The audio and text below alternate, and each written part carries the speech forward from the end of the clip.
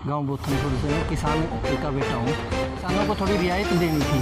उनका मजदूर है, व्यापारी है, सभी दुखी हैं। इसमें कौन सा सुखी है बताओ। सरकार आपके द्वार खुद चल के आती थी सरकार। उसके अंदर ये नहीं था कि आपको जाके अपनी समस्या को पार्टी की फूट थी, लेकिन वो एक बिखराव हुआ था। मानते हैं हम नुकसान हुआ है, लेकिन उस नुकसान की भरपाई अब जल्द होने जा रही है। यही सत्य है।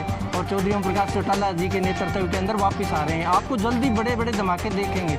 और ये जो जेजेपी और बीजेपी का गठबंधन है, इसके बारे में तो कहना ही क्या है। ये तो एक मान लो कि लालची थे, जो लालच किस्म के। मेरा नाम गांव बोथनपुर से हूँ, किसान का बेटा हूँ।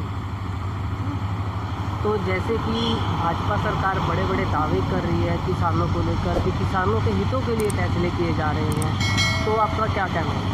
कोई एक फैसला बता दो कि बीजेपी ने किसानों के हित में लिया हो। हर रोज़ नए तुगल की फरमान जारी कर रही है। कभी देख लो ये धान का लगा लो, कभी कुछ भी लगा लो, बिजली पानी का भी लगा लो। और जो अभी डीएपी का आपने पता ही है, डीएपी के रेट 250 रुपये गट्टा पर बोरी बढ़ा दिए गए हैं। तो हर चीज़ का। और जो जीन्स थी जो अब बेचने में कितनी तकलीफ़ हुई है किसानों को, मंडी के अंदर किस प्रकार से कितने दिनों तक दुखी हुए थे। बल्कि ये लॉकडाउन का टाइम था, किसानों को थोड़ी रियायत देनी थी। उनकी फसल सरकार चाहती तो खेतों से उठा सकती थी, क्यों उनको इस प्रकार से बार बार चक्कर लगवाए गए मंडी के अंदर। तो दुखी है किसान तो बिल्कुल इस सरकार के अंदर। जब से 6 साल से बीजेपी बनी है, किसान तो एक दिन से भी सुखी नहीं हुआ है। मजदूर है, व्यापारी है, सभी दुखी हैं। इसमें कौन सा सुखी है बताओ, कोई सुखी है तो। आपका मानना है कि इनेलो सरकार थी, वो किसानों के हितों की सरकार थी, व्यापारी के हितों की सरकार थी, मजदूरों के हितों की सरकार थी। तो इनेलो की सरकार के अंदर सरकार आपके द्वार खुद चल के आती थी सरकार। उसके अंदर ये नहीं था कि आपको जा के अपनी समस्या सुनानी पड़ेगी। खुद चौधरी ओम प्रकाश चौटाला जी खुद गांव के अंदर आते थे और हर गांव के अंदर आकर के पूछते थे कि आपकी क्या समस्या है, और उसका समाधान वहीं पर किया जाता था। तो ये इनेलो की सरकार और इसकी तो तुलना की ही नहीं जा सकती। क्या आपको बिल्कुल ये तो आपको मैं बता देता हूँ कि एक पतझड़ आया था। मान लो कि जो कुछ लगा लो, कुछ भी होता है, फूट होती है, घर की फूट थी, लगा लो पार्टी की फूट थी, लेकिन वो एक बिखराव हुआ था। मानते हैं हम नुकसान हुआ है, लेकिन उस नुकसान की भरपाई अब जल्द होने जा रही है। धीरे धीरे मान लो जिस रफ्तार से पार्टी से गए थे, उससे दुगनी रफ्तार से वापस आ रहे हैं। और सब ने समझ गया है कि सच्चा कौन है, झूठा कौन है, और सच की जीत होगी। यही सत्य है। और चौधरी ओम प्रकाश चौटाला जी के नेतृत्व के अंदर वापस आ रहे हैं। आपको जल्दी बड़े बड़े धमाके देखेंगे। और ये जो जेजेपी और बीजेपी का गठबंधन है, इसके बारे में तो कहना ही क्या है।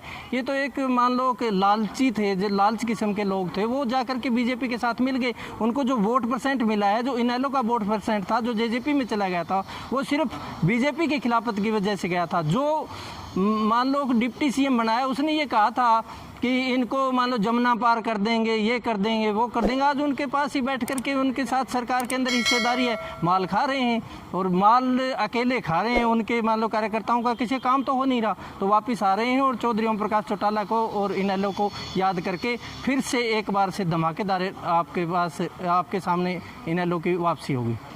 देखो, गठबंधन बनते और टूटते रहते हैं। हर इलेक्शन आता है, उसके अंदर नए गठबंधन बनते हैं, टूटते रहते हैं। और बसपा के साथ भी गठबंधन था, किसी वजह से टूट गया गठबंधन, उसके बारे में था। उस गठबंधन के अंदर बहुत फ़ायदा होता गठबंधन को, लेकिन तोड़ने के बाद नुकसान हुआ है। बीएसपी का तो नामो निशान ही ख़त्म हो गया है। हरियाणा से पूरी की पूरी बीएसपी की इकाई इनेलो में आ चुकी है, और उनको समझ आ गई है कि किसान का मेरे को एक होना पड़ेगा। घग्गर नदी रतिया, मैं आपकी इस बात से सहमत हूँ। सरकारों ने घग्गर की इतनी शुद्ध नहीं ली है। अब एक मौका था, लॉकडाउन का टाइम था। जब लॉकडाउन शुरू हुआ था, लॉकडाउन के लगने के सिर्फ 10 दिन के अंदर ही घग्गर के अंदर पानी इतना साफ़ हो गया था कि आप खुद आकर के देखो ना, तो नीचे कंकर भी दिखाई दे रहे थे। जो इतना मटमैला और गंदा पानी आता है, तो वो कहाँ से आ रहा था? फैक्ट्रियों का ही आ रहा था गंदा पानी। और वो जब फैक्ट्रियाँ बंद हुई तो अपने आप साफ़ हो गया था। और उस टाइम मौका था सरकार के पास कि पीछे से अगर किसी मान लो भाखड़ा का भी पानी इसके अंदर 2 दिन भी चला देते ना, पूरी घग्गर नदी साफ़ हो जाती। और आगे से इन चीज़ों को ऊपर रोक लगा देती। फैक्ट्रियों पानी अब दोबारा आने लगा है, वही घग्गर दूषित हो चुकी है। तो इसलिए इसकी तरफ तो ध्यान देना चाहिए, क्योंकि ये एक जीवनदायिनी है रतिया के लिए। लेकिन इससे जो एक बीमारी हमारे हेपेटाइटिस सी है, वो यहाँ से इसकी जन्मदाता घग्गर नदी है, तो इसकी सफाई की तरफ ध्यान देना चाहिए। हाँ, किसानों से पैसे भरवा लिए गए हैं, और एक अपने सरकार ने अपनी मनपसंद किसी मान लो मोटर की जो कंपनी थी उसको भी ठेका दे दिया था, उसके भी पैसे भरवा लें। किसानों के करोड़ों रुपए भरवा करके 2 साल से ये उनका पैसा खा रहे हैं। अभी तक तो ट्यूबवेल कनेक्शन जारी नहीं किए। अब नोटिफिकेशन आया है, देखते हैं उसके अंदर कितने किसानों को कनेक्शन मिलता है। अभी 2-4 दिन से प्रोसीजर शुरू तो हुआ है, लेकिन अच्छी बात है अगर किसानों को कनेक्शन टाइम पे मिल जाए, क्योंकि फसल का टाइम है और अब धान लगाने तो धान के लिए पानी की ज़रूरत है, तो कनेक्शन ज़रूरी है। बिल्कुल सरकार को इस तरफ तो बिल्कुल ध्यान देना चाहिए। देखो जो व्यापारी है, चाहे कोई दुकानदार छोटा है चाहे बड़ा है, लगभग कोई भी मालिक नहीं होता दुकान का, लगभग किराए के ऊपर बैठे होते हैं।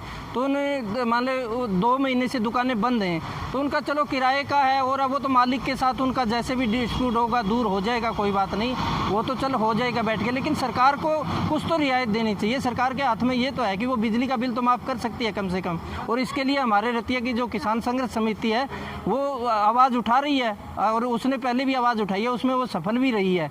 जो धान का मुद्दा था, क्योंकि रतिया क्षेत्र के अंदर धान की अच्छी फसल होती है और कोई फसल होती भी नहीं, तो इसके लिए मान लो जो आवाज़ उठाएगी तो उसका साथ देंगे।